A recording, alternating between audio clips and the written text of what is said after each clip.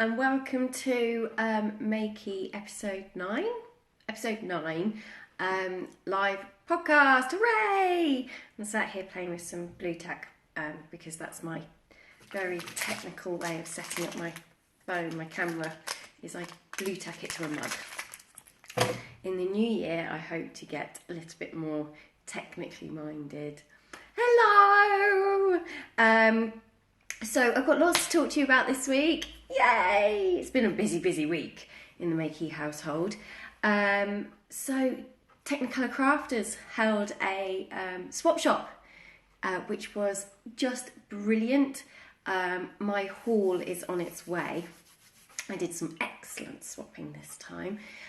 Sherrie and I did a photo prompt earlier in the year for a month of colour. And right at the end, on the very last day, we decided that we would do a swap shop. So basically you would put up something that you have got lying around that, you know, you don't necessarily want to keep. You don't want to just, you don't want to sell it, but, you know, it was up for swaps maybe. You wanted to get something back for it. And it went down so well that we sort of said, right, well, we'll earmark that for Christmas. So we did another one, and we did the hashtag Merry and Bright swap shop. And I put up for swaps some elf slippers, a hook and a wreath, and also this Lottie and Albert ball, which has now been snapped up by Thumbelina Grows, Donna at Thumbelina Grows, who's swapping me with some awesome mustard yarn, which I've got to post that out today. The other things that the wreath went to Kate at Jellybean Junction. She's putting together a surprise box of goodies and bits for me, which I literally cannot wait for. The elf slippers went to Fickle Craft Room, and she's actually been posting some videos of her elf slipper feet with pom-poms on the end. There's a pattern for that on my shop as well if you want to make your own, because they're excellent. So the elf slippers went to Fickle Craft Room in exchange for some pins. I'm very excited. And yeah, and the Lottie and Albert ball went to Thumbelina Grows. Oh, and I also, because obviously it's not just the stuff that you want to swap. You might see something that somebody else wants to swap. And Sherrie had this at Ollie and Bella. Oh, they're so good. They make your toes wiggle, the elf slippers. And Sherrie had a colour swirl, like a cotton swirl, which the colours are divine. And I've been looking for something like that for ages, and I can never seem to get the right colour that I like. So I was like, me! But Sherrie was ideally looking for some sock yarn, and I just happened to have some Spectrum Fibre sock yarn. So that winged its way over to her as a swap. So there might still be some swaps up for grabs if you type in hashtag Merry and Bright swap shop and see what comes up, what pictures come up. Then you might see that there might still be some bits going, and you can always sort of like barter for a swap, see what somebody wants. You might have something they want, or you might say, oh, actually I've got some of this, and they go, oh yes, actually I will take that. And voila, then you're all set, aren't you? In fact, this morning I'm doing a last little bit of a swap for some Toft animal patterns. I'm swapping some stitch markers. Hello, Donna. So that's that. The only thing that I still have left up for grabs is this candy cane hook, which I'm going to be using later for Stitch of the Week, Stitch of the Week. Everybody loves a Stitch of the Week, yeah! So you can actually see it in action, the good old candy cane. That's a 7mm. The other thing that I've been doing this week, alongside just making gloves and things to keep me warm, and other bits, is, and painting signs, is this corner to corner heart pattern.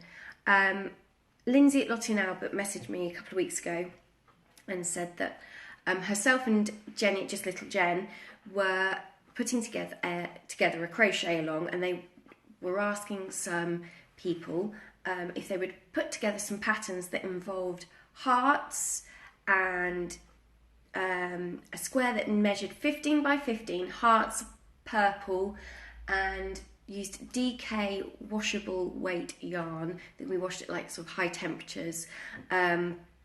So yes, so that was interesting because as you know, blankets scare me. Anything made to measurements, exact measurements, scare me. And then I had a thought. You see, I thought, well, corner to corner is good because then you just keep going until you get to your 15 centimeters, and then you can come in, and then there, bosh, you've got your 15 by 15 square. You see, up here for thinking. So that is my 15. So I just did a plain one to work out what my grid was, and it works out that it's 9 blocks by 9 blocks, and that, look, a heart just happens to fit perfectly within that. Get in. So this is my heart square pattern. I also did the purple with pink background. So I thought I'd make another one for you guys to see.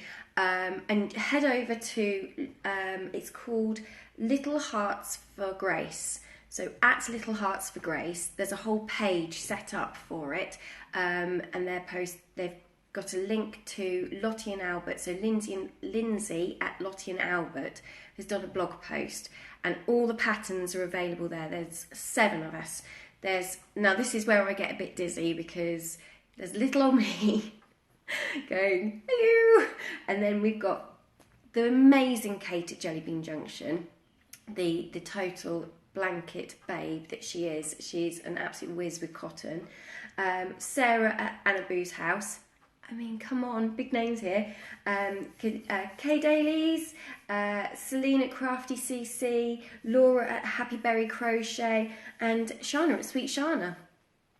So there are loads. Oh look, you've been wanting to do it corner to corner. Oh my gosh. Guess what stitch of the week is? I mean, you know, I'm not giving anything away. So yeah, and it's all for an excellent cause. The blankets will then, I put my teeth in. The squares that you make will then be sent off, and they'll be put together to make blankets to raise money to support Grace at the Bristol Children's Hospital. So it's really good cause, and I promise it really takes no time at all. There's a whole selection of patterns to choose from, really easy to whip up. You can, you know, even if you just do just one, it doesn't have to be my one, any of them, make one, send it off, and that would be amazing. And I know that Lindsay and Jenny would be absolutely thrilled. So, not all of you know how to do corner to corner, or you've thought about doing corner to corner and haven't actually attempted it yet. So, join in if you want to. It's Stitch of the Week, a Stitch of the Week. Everybody loves a Stitch of the Week. Yeah. I don't know why the rock balls came out, but they did. So, using my trusty hook, I'm going to use a chunky. You'll be using a DK weight acrylic or cotton that you can wash at high temperatures. But I'm just using some chunky, bonus chunky, Hayfield bonus chunky. So you can see what I'm doing, hopefully.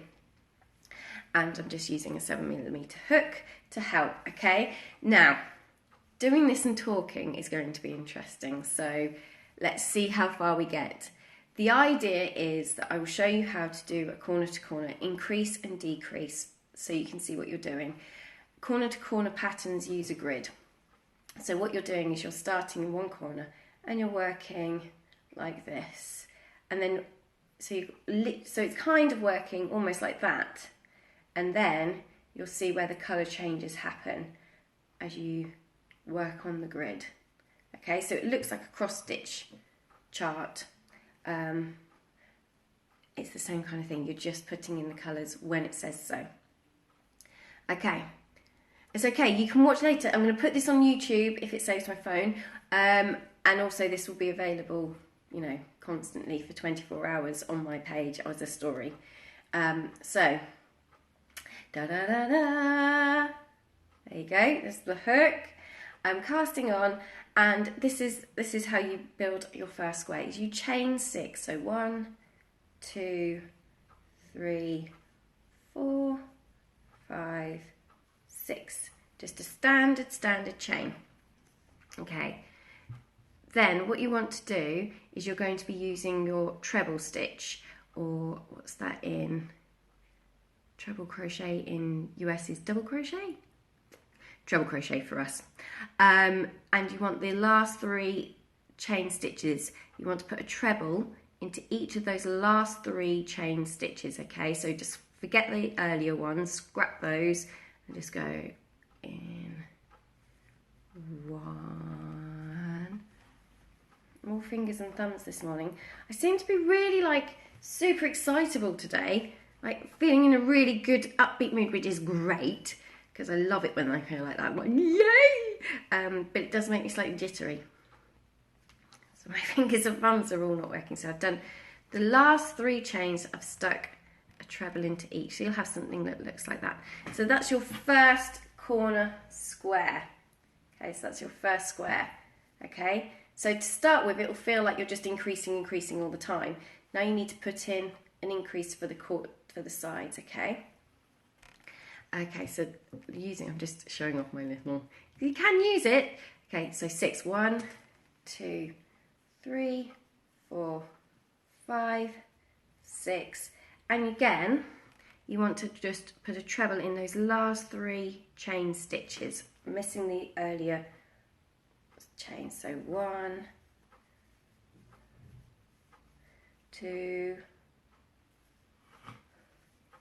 I've caught it on my table. So professional. I need a better setup. 3. Okay. So you have something now that kind of looks like little gingerbread men legs. So this now you've got your 2 gingerbread men legs, is you want to kind of do a, let's say a can kick. Okay, so do. The one that you've got your hook in stays down and the other one kicks up. Hi-ya! Okay, and you want to keep it up, so it's a high kick. And then this is the beginning chain. These are your 3 trebles, and that's that chain that sort of turned up when you were when you skipped those 2 chains and you just did the last 3. Okay, that's important to know.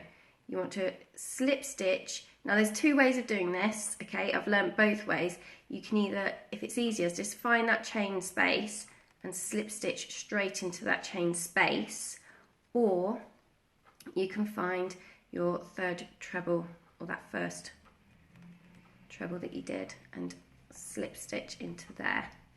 Doesn't matter, doesn't make any difference, okay, as long as you slip stitch. So that's just basically your anchor point, pulling this one up into position. Okay, now we're not increasing here because we're just filling this hole, so it's just chain 3, 1, 2, 3, and then into that chain space you want to put in 3 trebles. 1, 2, 3. Okay, so now you have something that looks like that, like an L or a stocking. I've gone all Christmassy, all festive, haven't I? Okay, so now that is our corner, our first corner. You see? So now we want to put an increase here, and we want to put an increase here, and these ones in the middle are just fillers. So we're going to do an increase 1, 2, 3, 4, 5, 6 to increase, and then it's a treble into those last 3. 1, 2, 3. Okay, so you have something that looks like this. Okay, so you've got to imagine that's kind of like your legs. Now you've got some steps. Okay, these stairs, and you want to tip your stairs so you're going upstairs. 1, 2, 2. Okay, and again slip stitch into either the chain 3 space or that first treble, okay, to secure, and that anchors and it pulls it up. Okay, it's very hard to show you. Okay, we'll just move on. Chain 3, because this is a filler, and put 3 trebles into that chain 3 space. 1, 2, 3. Okay. Again, we want to anchor it this time. We don't need to turn it because that was only to go up the steps. We're already climbing up the steps now. So anchor it either to your treble or to your chain 3 space. It really doesn't matter which you choose. On the pattern, it's into the stitch. Okay. But it's just whatever you find easier. They work just as well. And that's another 3 trebles into that chain space. Okay, now you've got something we've got 3 steps. Can you see how it's starting to build like a corner? Okay. Now we need to do an increase because we're at the end of the row. These are your rows, row 1, row 2, row 3. And we're going to put an increase on each side so that it gets wider. Okay, so to do our increase, it's chain 6. So 1, 2, 3, 4, 5, 6. Yeah, see, Lego blocks to help you grow, you see. Then you want to do 3 trebles into those last 3 chain stitches. So 1 into the first one into the next one, and 1 last one. Okay,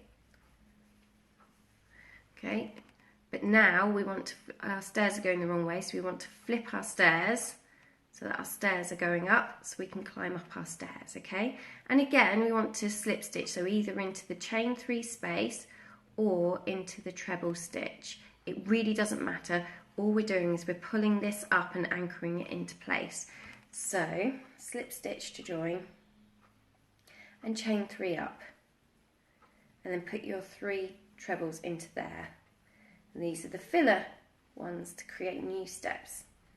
So we've just climbed up that step, slip stitch to join onto the next step, so we're anchoring it together, and then chain 3 up, 1, 2, 3, and fill it with 3 trebles.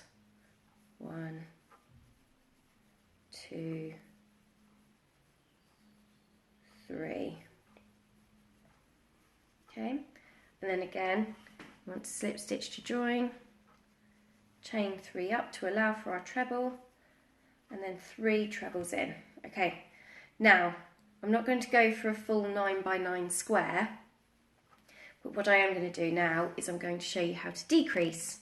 Okay, so what we've got here is we've got 1, 2, 3, 4 squares, and we've got our steps, but now we need to build the other side of our square. So I'm going to show you how to do that quickly. Okay, so this time you want 1, 2, 3. You only want to chain 3. You can either chain 3 and then flip your stairs and slip stitch into the top of the step, or there's another way of doing it which does look slightly neater. So let's do that one. Is just slip stitching into each stitch, each of those trebles. So 1, 2, 3. So instead of growing your work, you're just slip stitching yourself into the right point. So you're basically where you would be if you were to slip stitch. So you're slip stitching up, and then you're going to do 1, 2, 3, chain 3, and we're just putting the fillers in now. So chain 3 trebles into that chain 3 space. 2, 3, and again slip stitch to join. Anywhere will do. In your chain 3 or on your stitch, chain 3 up, and put 3 trebles in. 2, 3. Slip stitch to join, chain 3 up, because we're building up now. Put your 3 trebles in. Oh, Hookery Crochet made all 7 of the hearts. Oh, see, now you want to do a C2C blanket? it's a really good if you lose your crojo as well. It's a nice one to have on the go. I've got one on the go using a swirl. Try using a swirl. Ooh, it's good. Okay, and then slip stitch the last one. Now we're not doing anything here. That's right, we're not doing anything here because we don't want to increase, we want to start decreasing. Okay, so from this point, turn your work and slip stitch back along. 1, 2, 3, and that's now building the edge. Can you see? So we've got our 4x4 here, and now we've just got to fill in those last few bits. So now we're there. Chain 3 up, 3 trebles, 1, 2, 3, slip stitch to join, chain 3 up, 2, 3, 3 trebles into that gap created by your chain, 2, 3, slip stitch to join, and now we're at the other end, so we want to turn and slip stitch across our stitches. So 1, those are the tops of our trebles, 2, 3. Okay, and now it's just the last one to put in. So it's build up 3, 1, 2, 3, 3 trebles in, 1, 2, 3. Hooray! Slip stitch to join. Voila, I haven't got my scissors with me, but you cast off. And bish bash bosh. Look, it's like a little mini blanket. Could use that in the doll's house. Done. And you can change colours, so you could make it like a checkboard. There are loads and loads and loads of grids. If you go onto Pinterest, you'll find loads of corner to corner grids and charts that you can use. So that's how to do your corner to corner. So you can go and make your heart square and then send it off to @LittleHeartsForGrace. Please. Okay, right. That's my plea. So that's it. That was a stitch of the week. A stitch of the week. Everybody loves a stitch of the week. Yeah. Woo! Okay. And that is kind of all I've got for today. I'm going to show you my haul next week of all the Merry and Bright swap shops. The only thing left for me to talk about was last week I said that I made some gloves and didn't have them to hand. So have them to hand. Oh, good. I don't even know I'm doing it. Okay, so these are the gloves. These are using Leader of the Pack Alpaca acrylic mix. And I'm thinking of writing the pattern for these. So I was going to put it to the vote if I should write the pattern. And if you'd be interested, I might make it a blog thing. Because I've got another idea for another pattern that I want to work on for gloves. But these are quite cute, aren't they? Oh, what's your son's name so I can say hi back? What's his name? That's so cute. So yes, I'm thinking of doing these. So I will try and work on these soon so that you can make your own. They only take 1 ball of Leader of the Pack Alpaca.